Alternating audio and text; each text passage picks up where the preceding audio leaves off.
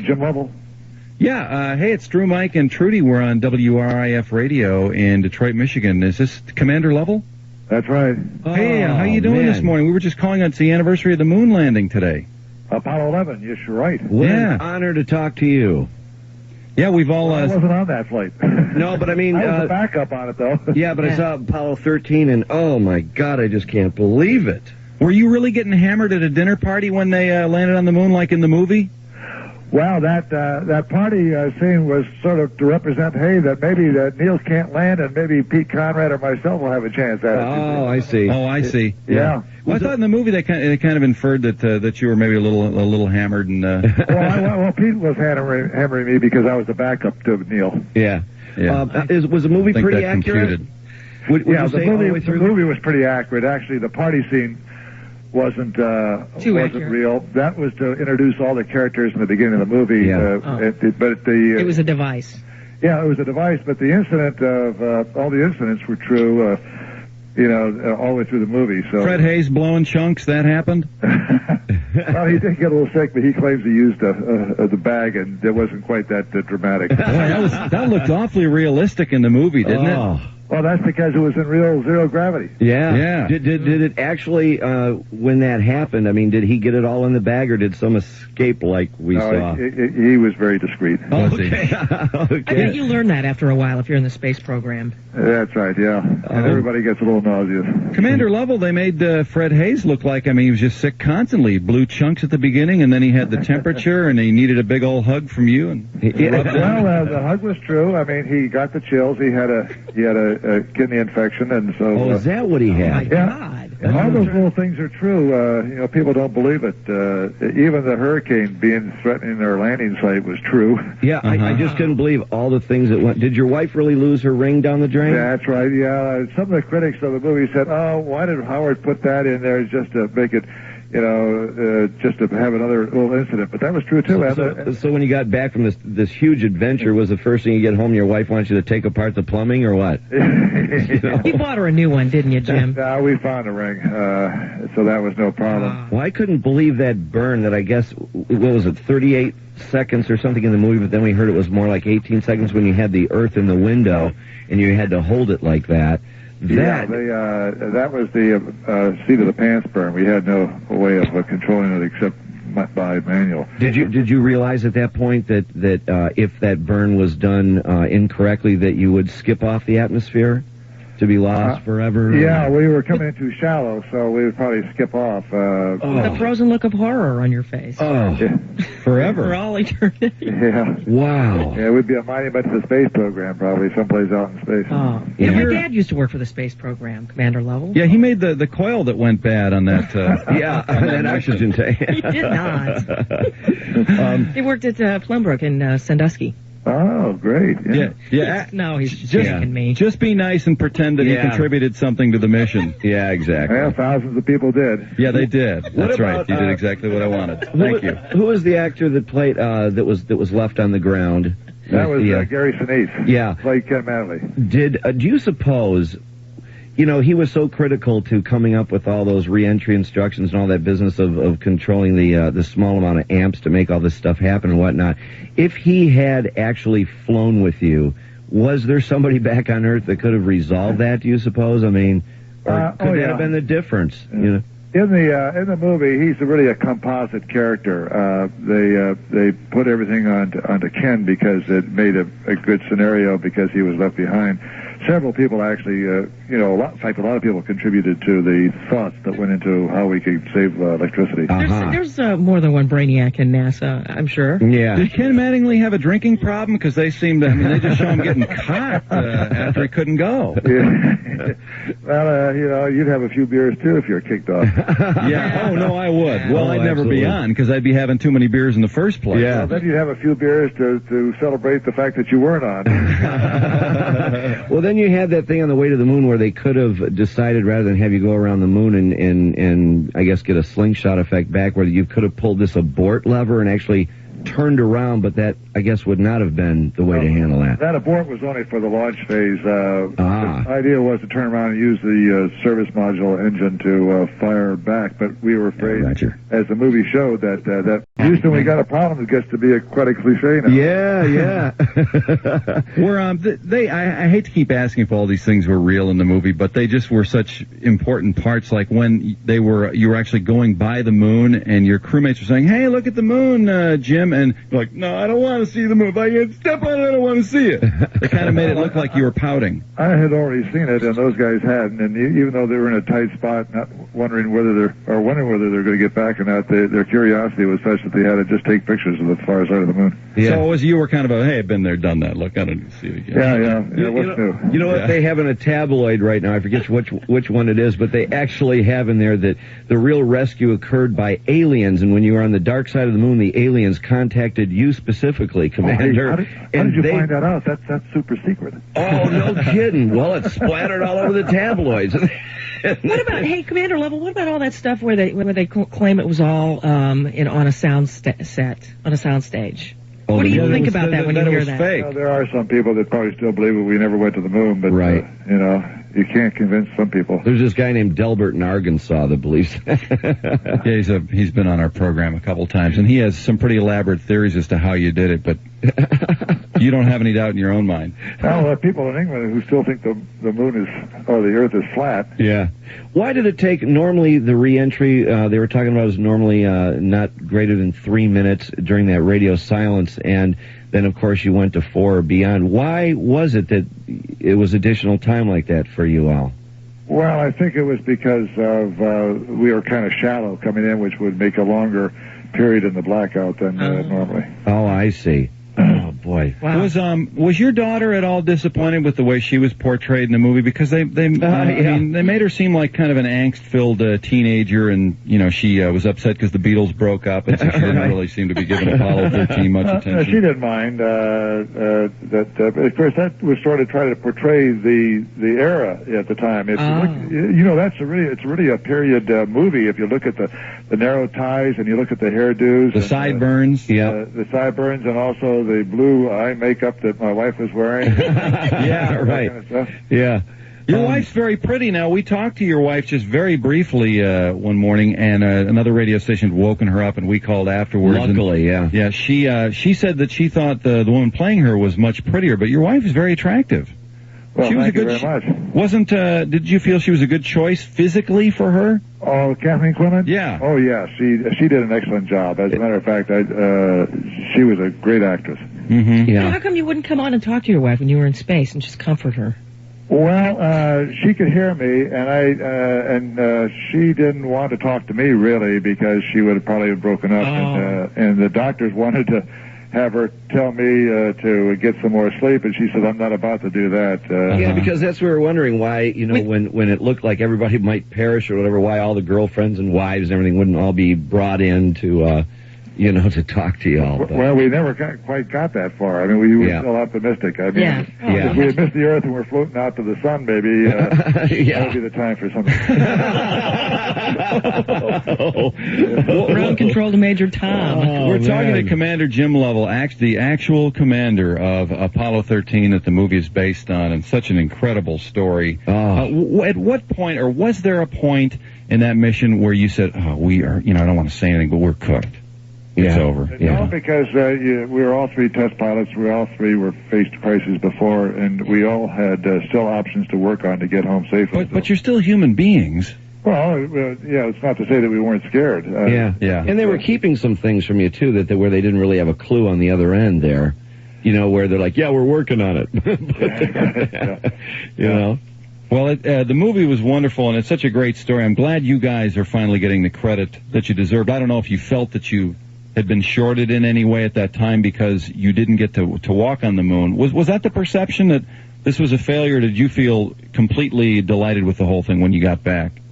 Well, of course, my emotions varied. When I first got back, I was very happy. It was one of survival, still alive. But then I was disappointed because, it was a failure. We never walked on the moon. We never did our job, and NASA sort of wanted to forget 13 because they were afraid of the appropriations. As a matter of fact, Apollos 18 and 19 were canceled after that 13 flight. By Nixon. And of course, then you found out too that they never did broadcast or televise your show that you had done. Yeah, they never. Well, you know, everybody got sort of complacent. I guess that's sort of human nature. Yeah. But then after years went by, I kind of felt that, hey, that was really a triumph in a different way. I mean, the teamwork that was involved and the motivation initiative of the ground people and working with the flight crew. And it held the whole country. I mean, the whole country was just held captive by it. I mean, that's why I wrote the book, you know, the book Lost Moon, because we thought it was time enough to tell everybody.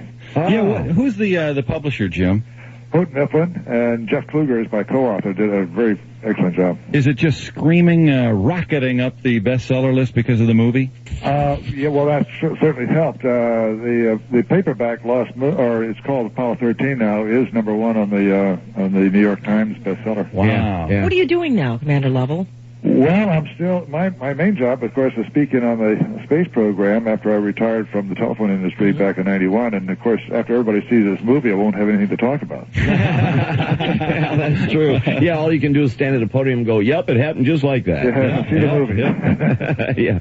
What's the key to good space talk from Houston? We always joke around about, yeah, Roger, and do you copy? But what's the key to really sounding like you're in command when you're on those two-way radios with the squelch sound? Well, it's clipped. It's discussion. You use a lot of acronyms, you know, that sort of NASAnese or something like that. And going back and forth, and you know, Roger Warriors or something like this. And, yeah. But it works out. Well, see, it's a big thing because that's all they talk about. There's a lot of focus on that, about getting the lingo down, and even that Tom Hanks was able to ad-lib it after a while and actually make some degree of sense. Well, he had the complete transcripts for the air to ground, and what they were doing is he was cheating. Yeah, they were actually using real sentences. I mean, you know, the stuff that we used. Well, Houston, we've got a problem. Is such a it just seems so less dramatic than what I mean. I know what I would have said. Yeah. Houston, we're screwed or something like that. Sure. But you know, he was a test pilot. Oh, I know. The carbon dioxide factor in the movie portrayed it just basically in the nick of time. I mean, when you're almost all choking, that device ended up working that you all assembled. Was it that tight? Like that within almost seconds of you all passing? Well, not within seconds, but I mean, we saw a dramatic drop in the CO2 partial pressure, which you saw on the screen, you know, the pressure going down. Yeah. All those little things that were actually true, and we never counted 3 people in the lunar module, and of course that was a big engineering goof that the square canisters couldn't fit in the round hole in the lunar module. Right. And there were probably really hundreds of people behind the scenes trying to resolve all those problems, weren't there? Yes, well, and Crew Systems down there, Ed Smiley and his Jim Caravanel were the 2 people that came up with that. Yeah. Was there any time watching the movie, and I understand you've seen it 4 or 5 times now, any point in the movie where you say, "Oh, come on, that's so fake. Oh, gee, get that." Oh. Yeah. Was there anything like that? You mean where it was too fake? Yeah, it was just so outrageous you just almost had to leave to get popcorn. No, actually, I think that Ron Howard was very conscientious to keep playing down anything that would be over-dramatized. The only thing that was over-dramatized, and he did it for a purpose, was the confrontation between Jack Swikert and Fred Hayes. But he did that so that the audience would get a feeling of how tired we were becoming, how stressed out we were becoming, how cold it was getting. Hayes was sick. And so he had to have a little bit of a visual and audio type of confrontation there to show what the conditions were in the spacecraft. Oh, so they weren't actually yelling at each other? Well, no. And no one ever blamed him for that oxygen explosion anyway, right? Oh, no, and everybody knew. And as a matter of fact, what Hank said was, you know, if I was there, I would have thrown the switch. Yeah. That's true. When you got back, was the first thing you want to know, who is the clown that caused that problem? Was that pretty high on your priority list? Well, we spent 3 months looking at it. Clown? and what happened when you did find out? Did you go pummel him? Well, actually, the blame, if you want to say the blame, was spread over just about everybody because we all went through and checked the schematics and the drawings and, you know, the whole thing, the subcontractors, the prime contractor, NASA people. So So it was. Well, they do that so you won't throttle that clown when they finally find out who it is. They spread it around. Yeah. How cold did it actually get in there? About 35 or 34 degrees Fahrenheit by the time we got back. Yeah. Do the I hate to keep I know, acting like a 9-year-old. I know, but it's so amazing. When you came through re-entry, were all the controls that were getting frozen, was the condensation really like that with the water dripping off? Yeah, because as the temperature dropped, the moisture in the air kept condensing out and forming on the instrument panel. We were worried behind the panel where all the electrical connections are that something was short out. But what happened was really, and one of the few benefits from the fire we had in '67 when the 3 guys were killed was the fact they went through again and really insulated everything, all the wiring tremendously. So that's probably the reason why we didn't get any shorts. Yeah, NASA really learns from things, and I've tried to maintain many times to one of my partners here who's skeptical of the space program, Worth, that so many innovations were made because of NASA. By your dad.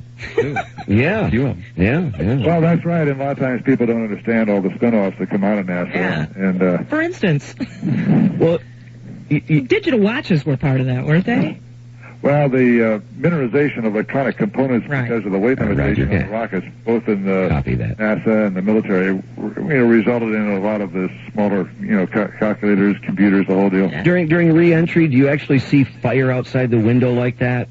Oh, yeah. That would just scare the crap out of me. I'd be like, hey, we're burning up! Well, it was burning up in the back end. I mean, it was 5,000 degrees centigrade back there. Oh, man. Did you ever just want to open the window and stick your finger out just to see how high? No, I'm just kidding. When you came out of re-entry and you knew you'd made it, the shoots, can you describe that feeling? They really didn't give us a feel for that so much in the movie.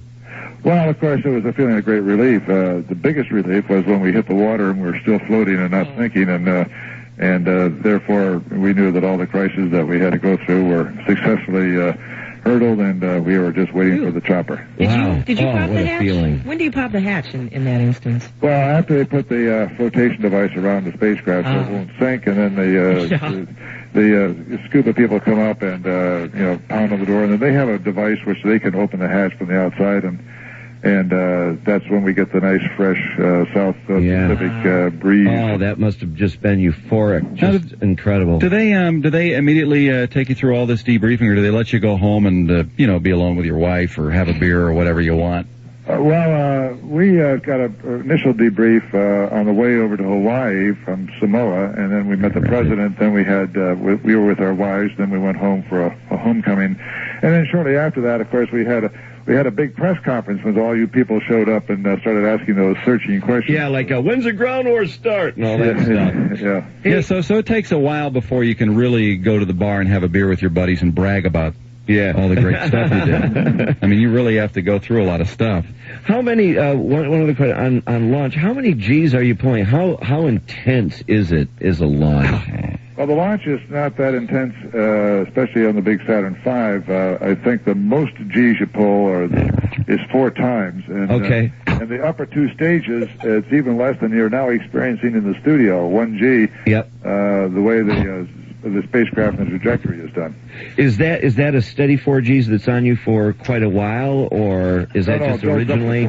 Just builds up. Okay, it builds up. Then that's because the fuel is being burned out, and then it gets up to 4. Then there's separation from the first stage, and then when the second stage lights, then it's very, very comfortable. Wow. Mike, stop trying to pretend to have serious space talk with Commander Lovell of Apollo 13. It's offensive to him. I want him to know that. Well, we enjoyed the movie so much, and your story is certainly terrific. One of the most delightful ones of this century. Yeah. I would say. I'm glad you enjoyed it. Yeah, I was moved by it. And I'm not moved by movies, but I really felt like this is a miracle. I know. It's just a miracle. I don't know how you explain it. I know. I was thinking it for like a couple of days. Couldn't get out of my mind. The movie was so realistic. You were right there with you. I mean, it was just so... And everybody knows the ending, but it still captures the... Oh, yeah. The guy sitting behind me did not know the ending. He was getting upset with every... Oh, damn! Oh, no! Yeah. They're sunk! That's They're true. gonna fry! That's true. And I want to turn around and tell him, you're going to make it. Yeah, they do. But I didn't spoil it. He's the last guy to see you on the publicity tour. I mean, how many people have badgered you about this? Yeah, I'm getting inundated with telephone calls. All kinds of weird phone calls, I bet. Well, they're not weird. I mean, not unless you call radio stations weird. Yeah. Well, it was just one problem after another. I just absolutely couldn't believe it. It's just at some point you almost had to throw up your hand and say, "Oh, forget it. This is ridiculous." Well, Commander, anyway. we don't want to take up any more of your time. I know everybody wants to bother you nowadays, but we sure appreciate having this time with you. Fine. Yeah.